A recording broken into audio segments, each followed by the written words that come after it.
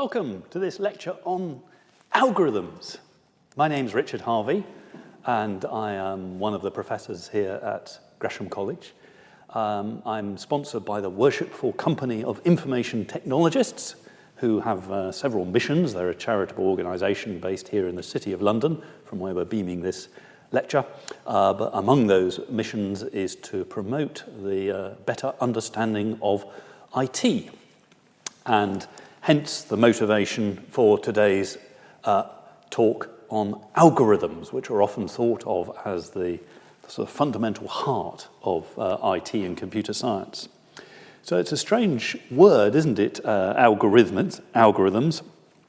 And Mohammed al-Khwarizmi is generally credited with the word. A rather fascinating man. And as usual with ancient scientists, there's a little bit of controversy about him in the sense that lots of people sort of claim him as their own. I've certainly heard the former president of Uzbekistan, Mr. Karimov, wax lyrical on Mohammed al-Khwarizmi, and I think he did that because he reputedly born in Uzbekistan. I have to say there's scant little evidence for this. People think he might have been, his name probably alludes to the city in which he was born, which was near Khiva in Uzbekistan. But if you live in Turkmenistan, you might claim him as your own. And he did lots of his work in Baghdad, so he's Persian. Some people think he was a Muslim. Some people think he was Zoroastrian. None of those things matter very much, I think. He was a brainy guy. If you're interested, there's a very nice documentary on him by Jim Al-Khalili, which takes you through some of his life and times. Anyway, one thing he certainly did do was introduce the idea of what is now called Arabic numbering. And I feel a little bit trepidatious about even calling it that, because what he did was he took Indian numbering and rebadged it, as it were, as Arabic numbering, and wrote it down. And he also introduced methods for doing things in algebra. So now let me check this, Compendious Book on Calculation and Other Things. It's a wonderful name of a book, isn't it? And he was chief at the House of Wisdom in Baghdad. So that's the origin of the name algorithm. Clearly his name got Latinized to Mr. Algorithmi and then algorithm. If we go for a sort of dictionary definition of algorithm, you can see the history of the word here. So the first definition, which is an Arabic system of numbering, we don't use that anymore. It's highly archaic. Algorithm is the alternative form of that. And then definition 2, that's what we're interested in, which is a procedure or a set of rules for doing something. And then number 3, which is a set of rules for doing something in medicine, I think barely counts as a separate definition at all. And number 1 is definitely quite archaic. I would say, however, that there is a close connection, and if we get time in this lecture, I'll try and draw it out. There's a close connection between numbering things, particularly formulae and algebraic equations, and algorithms and systems for doing things. Right at the very early sort of part of last century, there was a lot of interest in formal methods for solving equations. And those formal methods turn out to be quite closely linked to some of the concepts that we're going to be looking at when we're looking at an algorithm. And actually that leads us to a sort of definition of an algorithm that will do. I don't want to spend my whole lecture talking about definitions, but very early on in the sort of Hardy and Littlewood sort of era, when people were thinking about what does it mean to prove something and what does algebra do for us and all those sorts of things, there was interest in formal methods, as we would call them now, for doing things. And so here is a definition of what one might call what is called an effective method. And let's just have a quick look at it. So it says, if we have a finite number of exact finite instructions, then when applied to a problem in its class, our effective method always stops after a finite number of steps. It produces the correct answer, in principle can be done by any human without aids, except writing materials, and all you need to do is follow the instructions rigorously. So you might think of, back to your childhood when you think about that, if you were ever taught how to do long division or solve a set of linear equations or quadratic equations using a method, that was what people had in mind when they were talking about effective methods and proof. And there's this strong connection between proving things and algorithms. And one thing I think we should sort of deal with right at the beginning is that algorithms they're unambiguous. And unambiguous doesn't quite mean the same as deterministic. Deterministic means if you run it twice, you'll always get the same answer. You are allowed algorithms that are non-deterministic. So if I gave you an example, driving to Barnard's Inn from where we are beaming this lecture, which is in central London, in the city of London, from, say, Norwich, which is where I live, the route that you might take, particularly if you followed Waze, as I did to get here today, will vary time on time, but the endpoints are the same. So the algorithm for getting here might be a non-deterministic algorithm in that it varies depending on conditions and other inputs, but it has essentially the same structure, and that is allowed within what we might call an algorithm.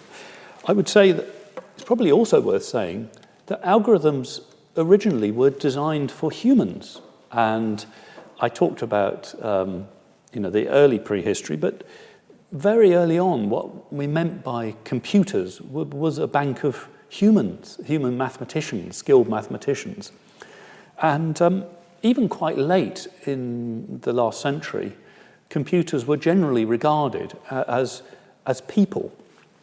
And they weren't sort of dumb automatons. They were often critical to the success of a particular venture. So if you are a film fan, then you might have watched Hidden Figures, and Hidden Figures actually is about the lives of some of these computers, and they were working in the NASA program.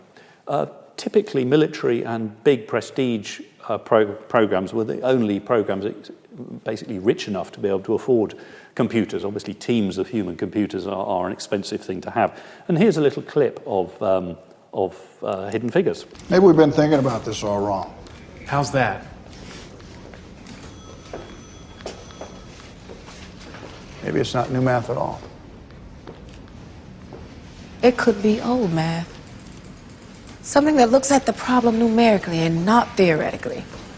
Math is always dependable. For you, it is.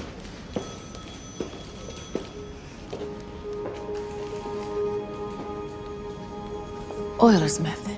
Euler's method. Yes. That's ancient. But it works. It works numerically.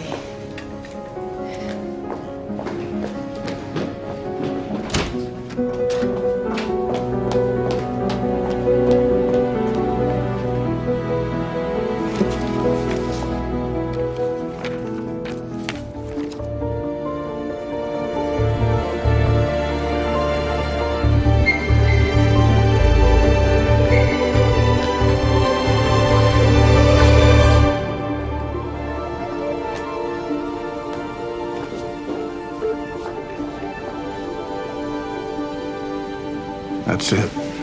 If only devising algorithms was really like that. Strings and pianos swelling in the background while Taraji P. Henson plays the life out of Catherine G. Johnson, who was one of the early mathematicians on the NASA program. Here's the original report that I found of her work dating from the 1960s. And the idea here was that there were these skilled mathematicians who were indeed were developing some of the algorithms that we use today, in fact. Films like Hidden Figures give rise to the idea that you need a lot of ingenuity to devise algorithms, and that's probably true. But I don't want to emphasize. I mean, It's possible to overemphasize that fact, particularly if you're torturing computer science undergraduates with algorithms courses. And algorithms courses usually are regarded as a bit of a battleground, I have to say, for computer science undergraduates. They're regarded as very difficult and obscure. The truth of the matter is that a lot of problems turn out to be standard problems. And so there ought to be a book, there isn't, there ought to be there's a mental book, if you like, of standard algorithms. And one of the most annoying things that computer scientists will say to you, and indeed algorithmic specialists, is, oh, well, this is a very well-known algorithm, you know. Oh, well, that's just that problem. Ha, ha, ha, ha, I solved that many years ago. And in a way, that's important, you know, because without these standard algorithms, we'd have to reinventing everything from scratch. Now, slightly disappointingly, they're not as modular as they are in electronics. In electronics, as I'm sure you know, a lot of components come in standard values, and the idea is that you plug them together and they make some standard hardware artifact.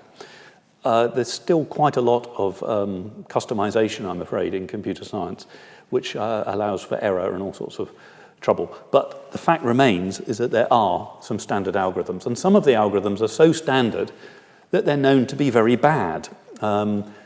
Let me give you an example. This is President Obama before he was president, and one of the things he did before he was president was rock around the tech companies in California, I think, and in this case he decided to go to a relatively new company called Google. At this point it was run by a guy called Eric Schmidt, who is sitting on the left here. And what Eric decides to do is to ask one of the standard Google interview questions of President Obama to see if he knows his stuff. What is the most efficient way to sort 1 million 32-bit integers? Well, I'm sorry. Maybe no. I think that's not a. I think the bubble sort would be the wrong way to go. Okay, so that's a double joke because everybody in computer science knows that the bubble sort is a terrible way to sort 1 million 32-bit integers, and clearly Obama has either been prompted to say this, or indeed, well, he was a professor, so maybe he listened in the computer science coffee room and he knew that bubble sort was terrible. But let's just pick bubble sort, and as I pick it, I can hear 100 computer scientists on the line screaming, "Do not talk about bubble sort." There's a good reason for me, please excuse me, there's a good reason for picking bubble sort. So let me explain how it works. And the principle behind bubble sort is you get your list of numbers and you go through them pairwise and you say, are you bigger than this one next to it? And if you are, we'll swap you. And I was going to do some fancy animation to explain this, and then I discovered that a beautiful group of people based at, now where were they? Yes. Sapientia University had created dances to explain the standard sorting algorithm. So just let me play you a clip from their YouTube channel, which shows the dance for bubble sort. The things being sorted here are the players, and each one of them contains an integer that is stuck neatly, I think, to their front and back, so you can see the value. And the idea of a sort is to put the small numbers over on the left and the large numbers over on the right, and you'll see above them somebody has superimposed the array that contains these integers. So let's give it a go.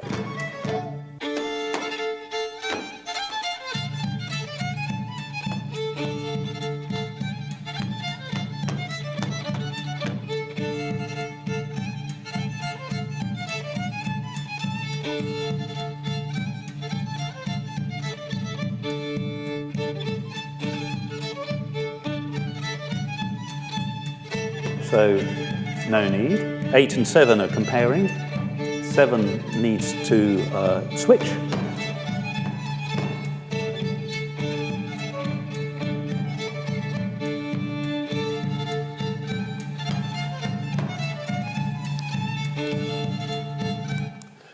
Okay, so you get the idea. You go through this thing pairwise and you swap the values.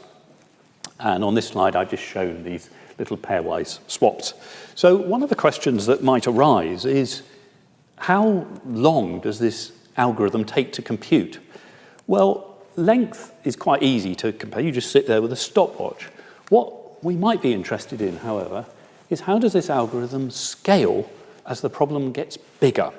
Okay, now that's a critical question. So what we might ask is, we say, if we had n items in a list, so n, big N numbers, how many steps would it take to complete as a function of n? And we would call that the time complexity. It's usually the step complexity, because time, of course, takes a different amount of time depending on the computer you're using. And we might also ask how much storage is required to do that, and that's called the space complexity. Now, generally speaking, at the moment, people are less interested in space complexity than time complexity. So if a computer scientist talks about complexity, usually they're talking about time complexity by default. But if you want to catch them out, say, are you talking about space or time complexity? That will show you to be at least a bit more of a wizard than most people. So the first thing that I hope is obvious from this example is, in this example, it will depend on the data, won't it? So if those numbers were already in order, 0, 1, 2, 3, 4, 5, 6, 7, 8, 9, then obviously we go through the list saying, do we need to swap? No. Do we need to swap? No, no, no, no, no, no, no.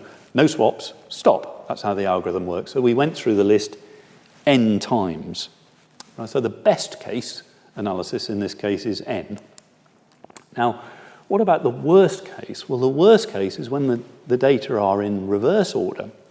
Well, that case, so the 9 is over here, so that has to swap with everything, and that moves one position, and then we have to sweep through it again and again and again and again. So we have to do n sweeps through the data, and each one of those sweeps through the data takes n times, so that's n squared. So don't worry, I'm not going to ask you to do a lot of these, but you get the idea. The idea here is that this algorithm runs in n squared. So people would refer to that as order complexity or time complexity n squared.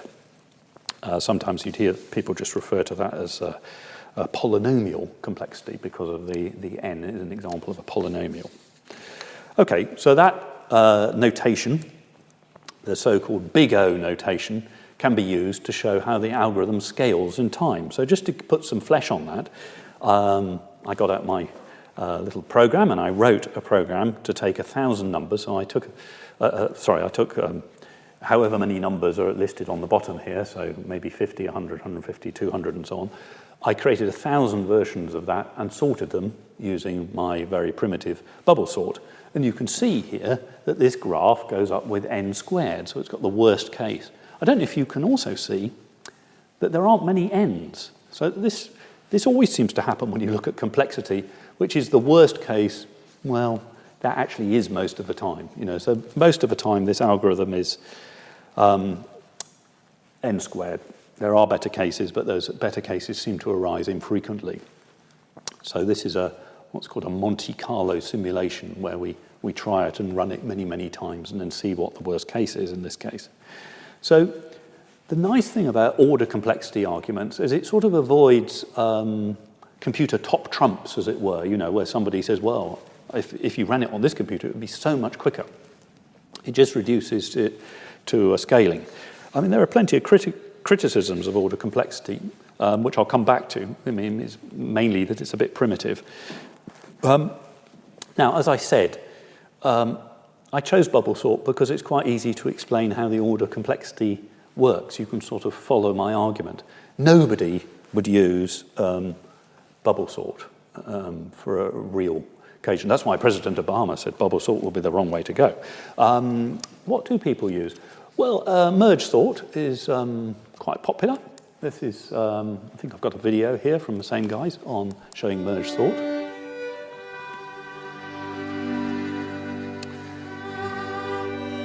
Now, the idea behind merge sort is to split the data into smaller bits, sort the small bits, and then merge the sublists into the big list.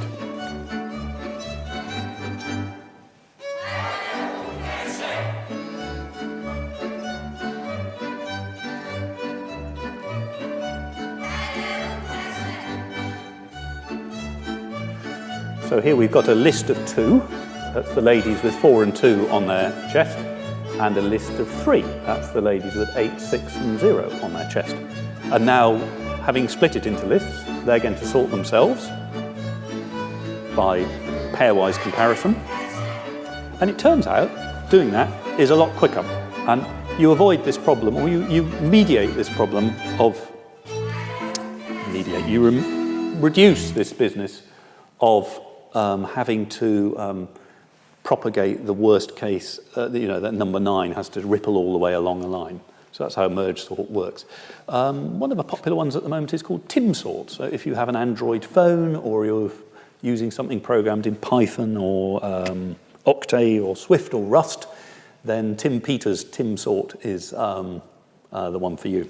Recently found a small bug in it, actually. It was not me, but a small bug was found and fixed in the standard library. And it's most certainly not as bad as order n. You can get some of these things, n squared, you can get these things considerably below n squared. So there's a sort of, a sort of hierarchy of complexity. Order n is marvelous. You just have to go through the data once. Very few algorithms run in order n. Good algorithms, you tend to think log n log n, polynomial. By the time you're into the bottom of this list, things are can become quite expensive. Now, that informal understanding was put in one sort of neat package by what is called the Cobham-Edmonds thesis. And the Cobham-Edmonds thesis basically says there are two sorts of problems, really. There are nice problems, and those are the problems that can be solved in polynomial time, and they sit over here in a set which I shall just call P. And then there are nasty problems, and the nasty problems sit over here. Now, Cobham-Edmonds it's sort of become a bit misunderstood. What it's meant, it's talking about the scaling of the problem. How does it get worse as the problem gets bigger? So it completely ignores the computer you're using. It completely ignores any constants in the order. So 1,000,000 n squared is thought to be good, even though 2 to the n might in practice be better. Okay, it's all about the scaling. And of course it ignores the size of the input. But it's a very good rule of thumb that if something sits in P, then it's an algorithm that you're not going to really have a lot of trouble with, and if it sits somewhere else, then you have anxieties. So that's Cobham-Edmonds, and you might say, well, what sits over here? What sort of algorithms sit over here? Well, the first thing to say, and I'll try and remember to say this again, because it's frequently misunderstood, is many, many practical algorithms do not sit in this easy, fast, and practical subset called P. They just don't, and we have to deal with them. It's a very common interview question, actually. Undergraduates have it sort of drummed into them that anything that isn't in P is a complete disaster and the end of the known universe. And so what you do is you set someone to interview a sort of problem that is known not to be in P, and you hope that you don't hope. If you're a sadist, you hope they crumble into a small box in a corner, and that sorts people out. But lots of things are not in P, and I just thought I'd pick one so we can understand a bit more about it. And the one I've picked is TSP, the traveling salesperson problem. And it's a problem that's quite easy to explain. It didn't used to be called TSP. It's been called a lot of things. Some people would call it a Hamiltonian graph. The idea is that you're a traveling salesperson and you're in your Ford Mondeo and you have to visit these various sites. And you want to visit them only once, and you want to come back to where you started. That's the circular version of this, which I'm going to talk about. And you want to absolutely go the minimum distance possible in order to do that tour or circuit of all of the points. So the rules are, you've got to visit all the points, you're not allowed to visit them multiple times, and you want it to be as short as possible. That's TSP. Well, the way computer scientists would always think about a problem like this is to use a graph. And just because we're at Gresham College, I feel we can't use, people often pick standard examples for this, the boring ones to do with Amazon deliveries, which are, highly relevant and so on. I've seen a very entertaining example based upon Abraham Lincoln's circuit when he was a circuit judge in bits of the US, which is highly appropriate. But we're at Gresham College, and a former Gresham professor was Sir Christopher Wren. So I think we should pick a Wrenish example, which is what I've picked here. So I've picked 13 churches, the 13 churches that are in the City of London and are untouched from when the days of Wren. So Wren was an architect based in the City of London. He's a former Gresham professor, and he had a real good go at a great number of churches in the city. But many of them got remodelled either by the planners or by the Luftwaffe. So here's a set of 13 churches. And the closest are, let me just check this, yes, the closest are a staggering 104 metres apart. And the farthest are 2.9 kilometres apart, which is pretty much the width of the city, the diagonal along the city.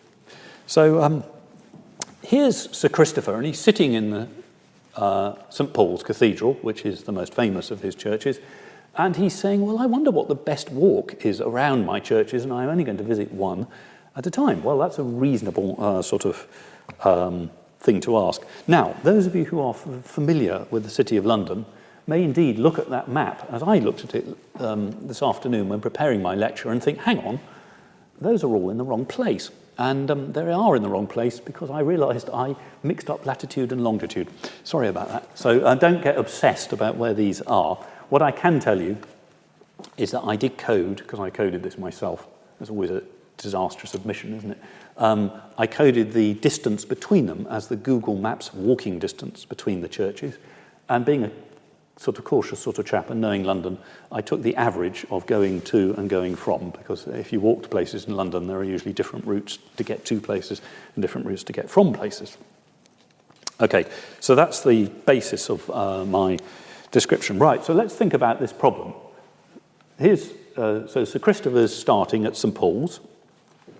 Let's just think about what we would call a brute force search. So what he would do, he's at the 13th church, St. Paul's, and he says, well, I could go to any one of these 12 churches. There are 12 possibilities to go out that way, and I'll get out my little pedometer and measure the distance to all of those 12. And then from each one of those 12, I could go to 11. And from each one of those 11, I could go to 10 and so on. Right, so the number of possibilities, I think I wrote it down on this slide, yes, is 12 times 11 times 10 times blah, blah, blah, blah, blah, blah, about 500 million possibilities. Okay, well, you could halve that if you like, because I'm counting here sort of clockwise tours as different from anti-clockwise. So if we said we don't mind whether we go clockwise or anti-clockwise, then it's half that. But it's still quite a lot, and it's too many for Sir Christopher with his rather primitive computing power to manage. But we can manage it. 500,000. It's not an amazingly difficult problem. So we could just crack on and find ourselves some sort of optimal route that would take us around these churches. And this is, I hope it's the optimal route. Forgive me if it isn't, but my explanation survives whether it is the optimal route or not. And I found it to be about 4.4 kilometres. So it's a nice Sunday afternoon stroll around the City of London, looking at the Wren churches that are still surviving. Okay, so far so good. I didn't tell you how I solved that, but just for the sake of argument, let's assume I did it by brute force searching. I mean, I didn't, but let's just assume I did. Okay, but Wren he did far more churches than that. So there are 52 in London at the moment. And so let's assume we took, what do I am assuming here? Let's assume I took around a millisecond to search through solve the problem with 13 churches. How long is it going to take me to solve the 52 church problem? Well, 52 churches, that will be 52 times 51 times 50 times blah, blah, blah, blah, blah, and I'm putting a little exclamation mark next to it because that's the symbol for factorial, which is the 52 times 51 times so on, and 12 factorial. Okay, rough stuff this. That ends up at around 5 times 10 to the 48 years using the same computer. So you might say, well, milliseconds, ridiculously slow. I mean, I could build some sort of super hypercomputer, you know, sort of, let's take that down to a femtosecond or a attosecond or whatever, you know, some tiny thing. It doesn't help very much, does it? It's still hideously impractical. And this is one of the problems with those non-polynomial problems. They go from being, it seems completely unreasonable, doesn't it, that what was a small little problem, like going around 13 problems, goes from manageable on my little PC to being hideously unmanageable ever on any PC. Okay, so what could we do? Well, one method is to use a sort of approximate algorithm, and this is very common when facing these, very, very tricky, challenging, complex problems like TSP. So here's one of the simplest I could think of. This is the nearest neighbor algorithm. And what you do with nearest neighbor is you're standing at St. Paul's, you look around to the one that you think is closest, you move to that, and then you move to the next nearest neighbor that you haven't visited already. And if you do that, I end up with about a 5-kilometer route. And there it is comparing it to the optimum route. Well, I could start anywhere and try that, and it turns out that I think the worst case is if I start at St. James's, and that gives me about 5.3 kilometres. So that's and the best version is starting at St. Peter's, which gets down to 4.7 kilometres. Now, if you think about the optimal, which I think was 4.4 kilometres, these are generating what we would call bounds. Okay, and bounds are quite useful in mathematics and computer science. They're a sort of indication of the worst, what's the worst that could happen. So in this case, I'm saying that if the length of a nearest neighbor solution I'm calling LNN, and the optimum solution is L star, then the optimum is bound here by the nearest neighbor. And this is an upper bound. An upper bound is what's the worst that can happen, and we also have lower bounds, can't do better than sort of bounds. And both of those concepts come up quite a lot in algorithms. What happens is mathematicians and complexity theorists will simplify the problem in a way that allows them to work out what's the best you could do and what's the worst you can do. And when you've got to deal with algorithms, things that you can't compute, that's incredibly helpful, because that tells you say, well, I know I haven't got the optimum, but I know I'm within this distance of it. And I can sort of illustrate that for us graphically for TSP. So this is a sort of graphical illustration of what's happening with TSP. And on the bottom here, on the x-axis, I've got computation steps. So as we move across to the right, things are taking longer and longer and longer and longer, and probably should go off to something horrendously infinite. So brute force is indicated right on the far right here. That was what I was talking about at the beginning of this little segment. And then on the top left, I've got these very fast algorithms, which are not very optimal, and they're the nearest neighbor algorithm. So that's where I just pick the nearest place and move to it. And now, so far, I don't actually know what the optimum is. So if in reality, if I can't run the brute force algorithm, I don't know what the optimum is. So I'm in a pretty tricky position. I've got these nearest neighbor algorithms, which I know are bad, but I don't know how bad they are. Well, usually with a problem like this, you've got a more sort of complex set of algorithms to have a go at. So let me just put some of them on. So there is, in fact, it turns out, an exact algorithm. It's the held-carp algorithm. It still has rather nasty complexity, n squared 2 to the n, so that's not polynomial. It's a bad algorithm in that sense, but it does give you the exact answer. So if you've got a small toy problem, you might be able to use held-carp to get the answer, and in fact, that's what I did use with my small problem. I actually used, well, I think I used it. To be perfectly honest, I used Google OR tools, which are a public domain library that solve routing problems. You can download it and try it yourself. And it uses a mixture of exact algorithms and approximate algorithms depending on how complex the problem is. I don't remember it telling me which algorithm it used, which was annoying, but it didn't. So what about approximate algorithms?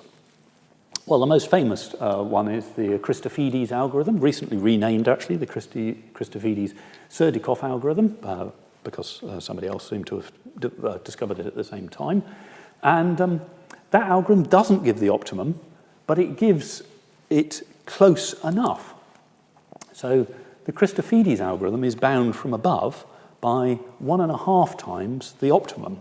So you can see where we're going with this, I'm sure, which is, well, the good thing about Christofides algorithm is it's got good enough complexity that we can use it on real problems, big, many hundreds of nodes and so on. That's great. And it gives an answer that we know isn't worse than 1.5 times the optimum. So you can look at the answer you've got and think, well, I can tell you the optimum isn't better than the scaling of the answer I've just got. So that's quite handy. And that happens quite a lot in the space of, in the world of algorithms. So we can have approximate algorithms, preferably with known approximateness, or we can have exact algorithms which might be impossible to compute. And the strange thing about traveling salesperson problem really is the dates. So in computer science, everything changes all the time.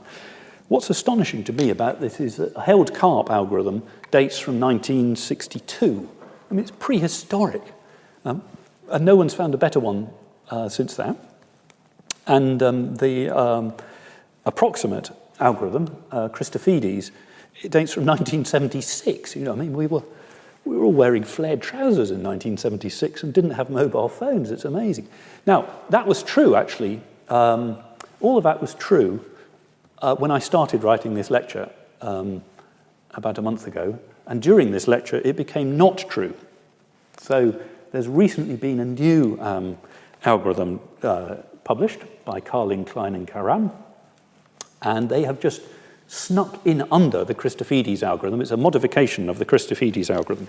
So the question you're asking me, I have to admit, I didn't check the complexity, but the paper looks pretty similar to Christofides, it's a modification to Christofides. So I suspect the complexity is very similar. Write it in the comments if you know what it is, because somebody might know. But it is slightly better in terms of its approximation. Now then, how much better is it, you're asking me? You're craving to know the answer, aren't you? It is that distance between 3L star over 2 and that little dot is 10 to the minus 36. So it's ludicrously close.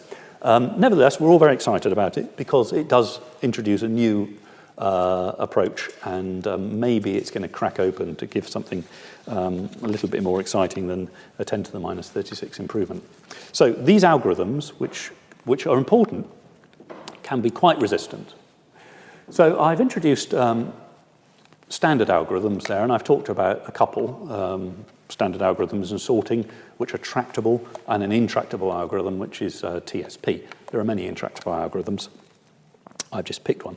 I haven't really talked about what goes inside an algorithm, and that's partly because I'm going to be talking about programming in a later lecture, and in there I shall talk about some of the standard control structures. One that you might be familiar with, I suspect, is the idea of iteration. Computers do this thing, and they do it again and again and again. That's called iteration. One that we've come across already, which I should have mentioned when we came across it, was the idea of recursion. And recursion is a structure where the algorithm essentially calls itself with different parameters. And we met that already when I talked about factorial, which was this exclamation mark symbol. One way of defining factorial n is to define it in terms of factorial n minus 1. So you could define factorial n as n times factorial n minus 1 and so on. Rather beautiful definition. One word of warning. Early on in the literature, the word recursion, which now has this technical meaning about calling itself. There are lots of computer science recursion jokes, by the way, if you want to look them up. Recursion at some point in the literature, it meant just doing things in a computery way. Okay, so if you go back to the sort of 1920s and 30s, recursion was used to mean something differently. I haven't talked about how we represent algorithms. I have studiously avoided it, actually, but let's quickly talk about that. It's a bit of a mess, to be perfectly honest. I mean, in the early days, people used a flowchart, and I've shown one on the right-hand side. The one on the right-hand side, lots of people are credited with flowcharts.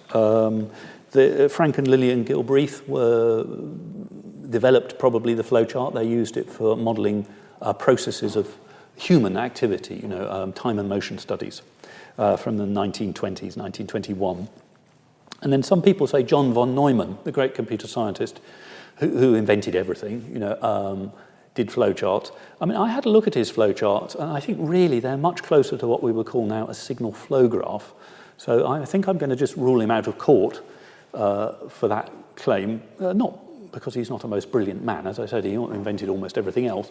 The first example of a flowchart I can find that looks like a modern flowchart is this example here. This is taken from the papers of Grace Hopper.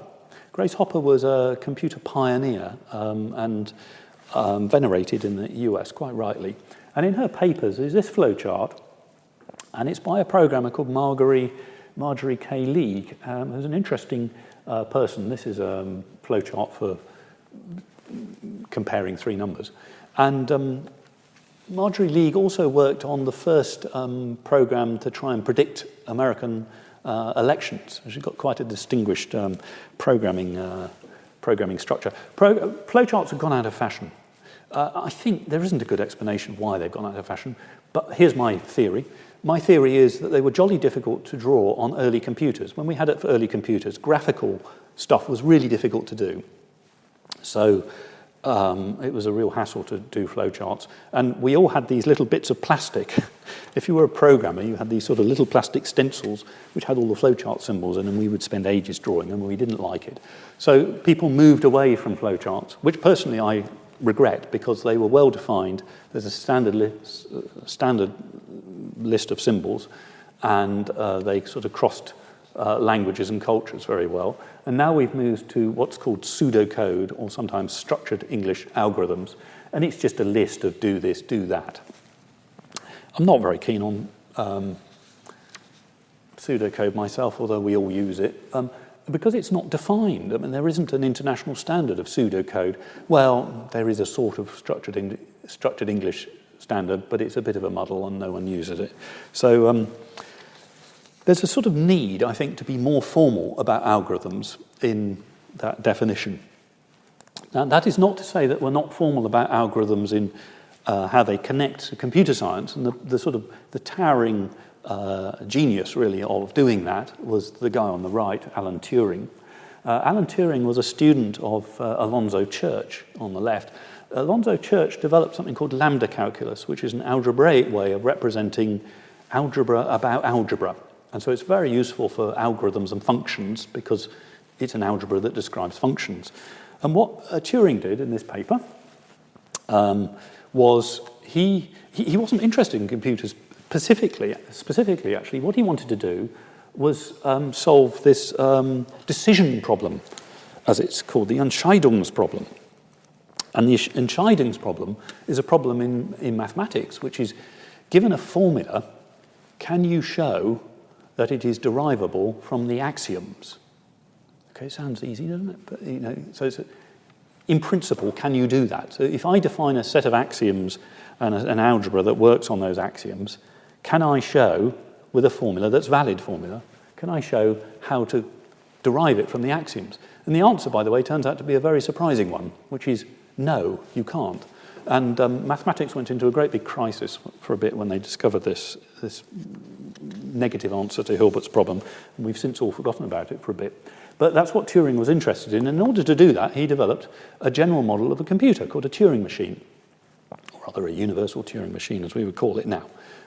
So the surprising fact is he did all this in 1936, which is a sort of staggering thought, because this was long before computers were a practicality. Well, the best way to explain a Turing machine, really, is people usually at this stage get out sort of arbitrary pencils and paper and start drawing it. But some dude on YouTube has built one. I'm sorry I've taken off the audio track because it's a little bit, takes a while to explain it, but I think you can get the idea here. And what we've got here is a tape. And on the tape, the machine is allowed to write either a 1 or a 0. It's allowed to rub off the digit if it's a light, and it's allowed to move the tape to the left, to the right, or stay where it is. So it's a very, very simple sort of model for a Turing machine. And this one is programmable by an SD card. You put an SD card in the side, and it follows a set of programs. There are various models for programming these things. There's a good model thought up by Tibor Rado, where you have sort of idea cards which you program, and they're popular when you're teaching undergraduates about these things. In a universal Turing machine, the program is also on the tape. So program can modify itself, and you can do all sorts of things. The idea is that all algorithms that you could think of can be simulated by a Turing machine. And that idea that for every algorithm there is an equivalent Turing machine, and for every Turing machine there is an equivalent algorithm, is known as the Church-Turing thesis, and it's probably the basis of modern understanding of theoretical computer science. Okay, so that's one way of getting precise about algorithms, which is, this connection with Turing machines, and Turing machines are very easy to understand and define. This has no practical consequences whatsoever, I think. I mean, nobody, apart from guys who, like me, who are interested in Turing machines, and undergraduates are made to program Turing machines. They're not practical computers. They're sort of thought computers that allow you to think about what any computer does. And any computer can be modeled as a Turing machine. So the other thing you can do to formalize things is to formalize really the problem a bit. And computer scientists have been quite good at this. So they call them classes of problems.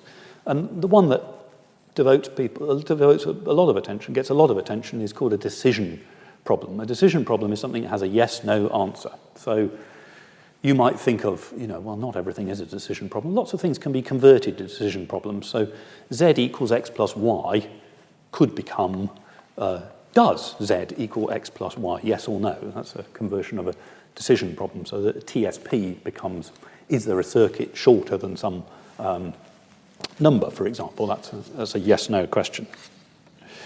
So both of those, when you put both of those together, then you can put some precision around the class of the problem and the thing that is actually involved in solving the problem. And that brings us back to that lovely set P that we were talking about. Okay, so it's the set of decision problems that can be solved by a deterministic Turing machine in polynomial time. And I didn't define that earlier on, but that's what it is. And lots of practical problems fall into that set, which is great news for us. So sorting, we talked about earlier, linear programming, LZW zip, LZW compression, the discrete Fourier transform, which is used in your mobile phone and all sorts of other things, in your television.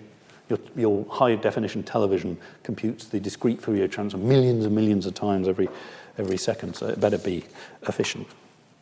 Okay, so that's the set of P. Now then, what about this set NP? Well, NP is not the set of decision problems in polynomial time, it's the set of verification of solution in polynomial time. So let me give you, it's a bit complicated to explain NP, but here's a simple way of doing it. This is a Sudoku grid. Okay, and a Sudoku is a game, I think, of Japanese origin, and the idea is to fill in this grid such that every line on the grid contains the digits 1 to 9, and every column on the grid contains the digits num to 9, and every subgrid, 3 by 3 grid, also contains the digits number 9 with no repeats. So let's imagine I filled in that grid. So I asked you to check it. Well, you could check it pretty easily, right? So you go saying, do I see digits 1 to 9? Yes. Are there any repeats? No. Right, that line's correct.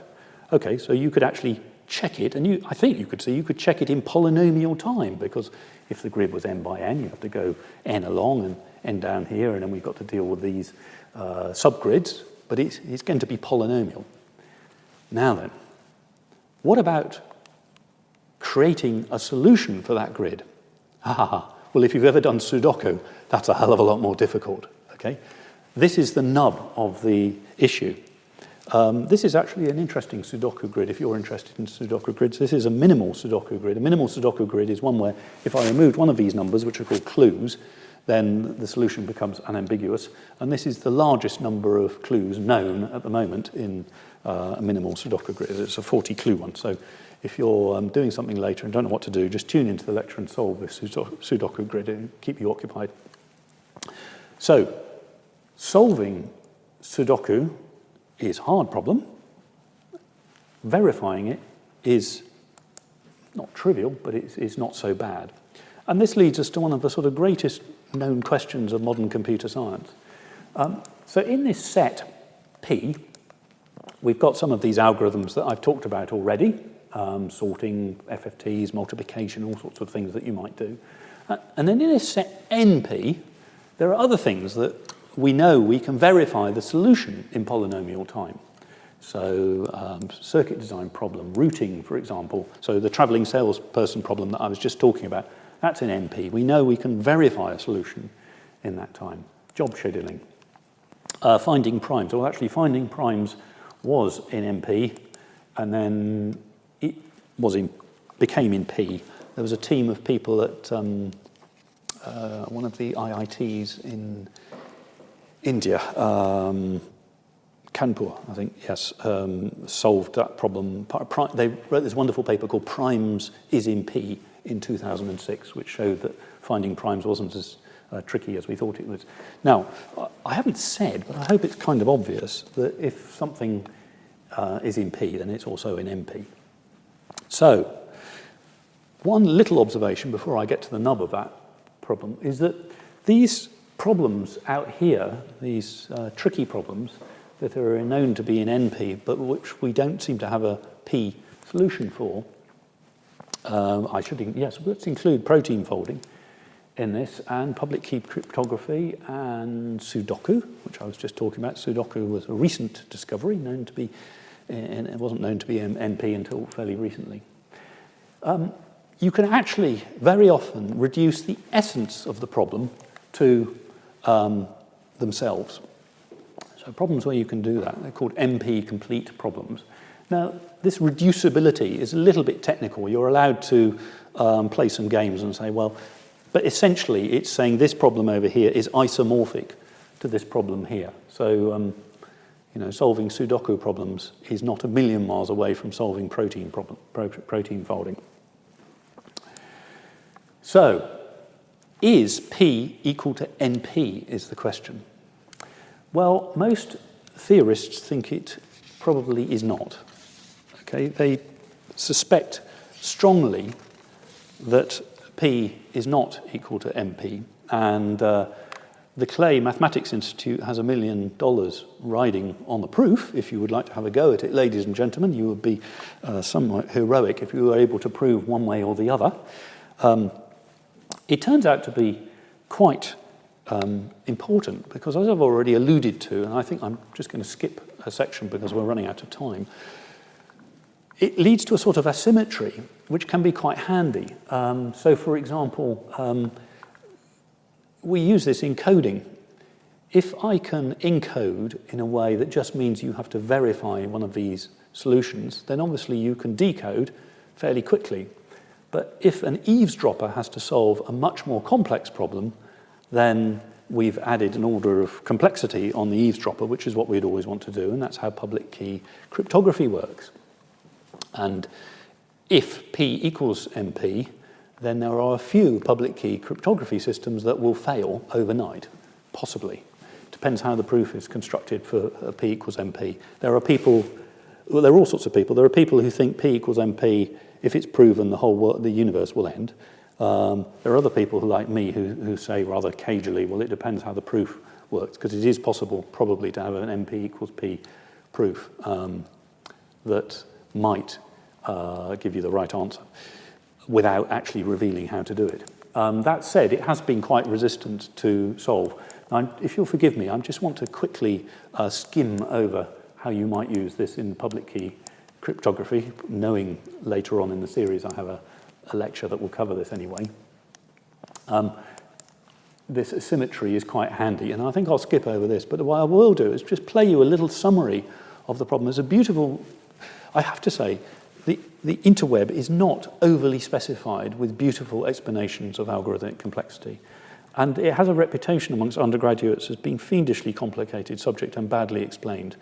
And it doesn't help that the notation is very tricky, and that's all very disappointing. But there is a notable exception, and that's provided by a little YouTube channel, which I'll play a clip of in a moment. Just a couple of observations, though. The first thing is that there is a proof already showing that the proof of NP equals P is itself an NP problem, so likely to be very tricky to deal with. But let me just summarize briefly with this little clip, which brings it all together quite nicely. So why has it been so hard to prove P versus NP one way or the other? Well, fun fact, proving things is an NP problem. The P versus NP question itself is one of these problems. So yeah, this might be difficult. Or not. We don't know. As the field of computational complexity has developed, we've discovered a lot of complexity. The P versus NP question turns out to be just the main attraction in a huge and complicated zoo of complexity classes. Beyond NP, there are even harder classes of problems, like exp, the class of problems including figuring out the best move in chess that takes exponential time to even check. This whole upper area of problems that are at least as hard as NP-complete is called NP-hard. There's also co-NP, the class of problems where instead of being easy to check right answers, it's easy to exclude wrong answers, which may or may not be the same as NP. And then there's P-space, the class of problems that can be solved given unlimited time, but using only a polynomial amount of space for memory. There are also problems that can be solved probabilistically in polynomial time. That class is called BPP, and it may or may not actually be the same as P. And then there's a quantum computing analog of BPP called BQP. All over the place in here are complicated little classes that would take a lot of explaining. And actually, some of these turn out to be infinite hierarchies of problems that are slightly more difficult from the ones beneath them. We know there's an exponential hierarchy, and there's probably a polynomial hierarchy. And out beyond all of this are problems that are just not solvable by any computer in any amount of time or space. To me, the amazing thing about this whole complexity zoo is that we're talking literally about what can be computed in a given amount of space and time. We're not just looking at the nature of computation here, we're looking at the nature of space and time themselves. This mess of computational complexity classes I think ultimately has implications for physics and biology and for our basic understanding of everything. As an example of those implications, here's how Scott Aronson, a complexity researcher at MIT, explained his intuition about P versus NP. If P were equal to NP, then the world would be a profoundly different place than we usually assume it to be. There would be no special value in creative leaps, no fundamental gap between solving a problem and recognizing the solution once it's found. Everyone who could appreciate a symphony would be Mozart. Everyone who could follow a step-by-step argument would be Gauss. The world around us, the nature of living things and ideas, of art and genius, is molded around the deep structure of computation. In a very real way, something connected to P versus NP shows up in the struggles of scientists and artists. Chopin once said, "Simplicity is the final achievement." After one has played a vast quantity of notes and more notes, it is simplicity that emerges as the crowning reward of art. And Jack Kerouac put it like this: "One day I will find the right words, and they will be simple." What a beautiful video. It's actually much longer than the clip I've been able to play you, I'm afraid. And it stands out as one of the better explanations of this knotty problem. Scott Aronson, by the way, who is a complexity theorist, his last count was that there were 416 different complexity classes. My own view is that's too many, and surely we can do better than that. So that's the first lecture in this series, and in the next lectures in this series we're going to segue to look at data structures and programs and computers and network, and then security, which I touched on today, but we'll pick up in the final lecture. Thank you. Thank you very much, Professor Harvey. Fascinating lecture. I've got a couple of questions in from the audience. The first question is, are there problems that are fundamentally unsolvable by algorithms? Yeah, there are, and I should have talked about them. One of the problems that fascinated Turing was called the halting problem, and the halting problem is given a Turing machine and a program, so in other words, an algorithm, can we decide if it's going to stop? And that sounds a very deceptively easy problem, doesn't it? You think, well, surely we can decide that. Can we decide it formally? And the answer appears to be no. You can't. It's one of the problems that is known to be unknown. So science doesn't often... People often think about science as turning up solutions that are known, and hence, because we know they're known, we can solve them. They equate solving them with knowing that. And unsolvable problems. It's not so. People aren't so used, I think, to problems that are known to be insoluble. Second question, do racist algorithms exist? And if so, what can be done to combat them? Yes, they are racist in the sense that they make decisions that don't stand up to an equality impact assessment. So the one that people often think about are immigration decisions, or there have been the odd case of... Here's a good example of a racist algorithm. There was a system devised that was attempting to look at fraud, and in order to do that, it used a credit scoring mechanism. They didn't realize that the credit scoring system was highly correlated with where you lived, and they didn't realize that ethnicity was highly correlated with where you lived, so the consequence was that the algorithm was racist. Of course, the algorithm itself wasn't racist. The design of the algorithm was racist. And one of the modern topics of computer science is indeed how to produce bias-free algorithms, which is, I should perhaps rephrase by saying, can we produce bias-free training data? And do you have any thoughts about where our increasing reliance on hidden algorithms might take us, and whether there's a need for the general public to have a better understanding of algorithms? Yeah, so one of the questions you might ask is, and this is being asked on a group I'm on at the moment, let's say you buy a router for your telephone network. Well, the router is probably just a dumb bit of hardware. I mean, it's not a Turing machine, but it's something a bit like it. And the algorithm for that router is downloaded from the manufacturer. And it gets updated, just as your computer gets updated.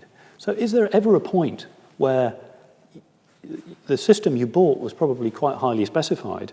The system that you've got in front of you 5 years later certainly isn't the system you specified. It can't be. It's updated itself.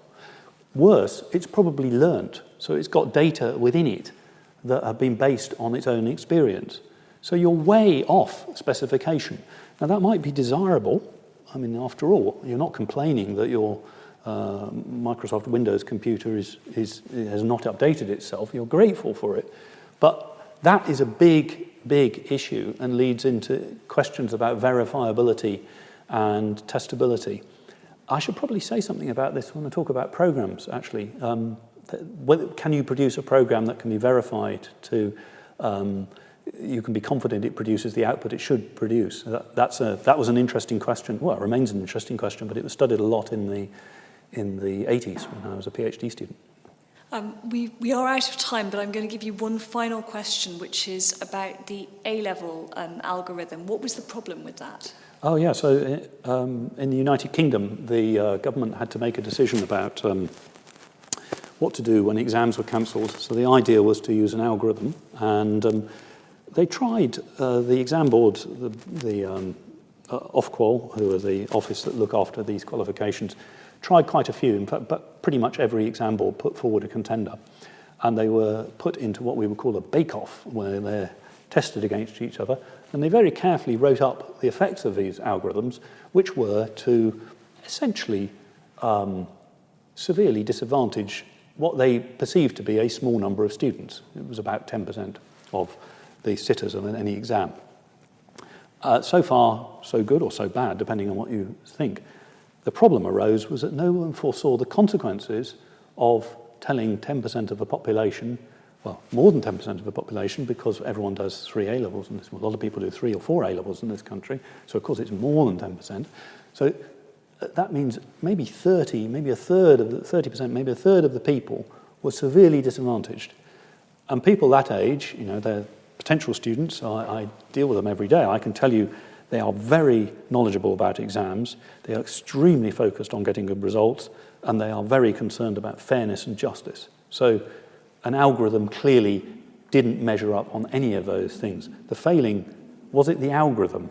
No, the failing was politicians who failed to understand what it means to be a young adult. Thank you very much, Professor Harvey, and thank you all for coming.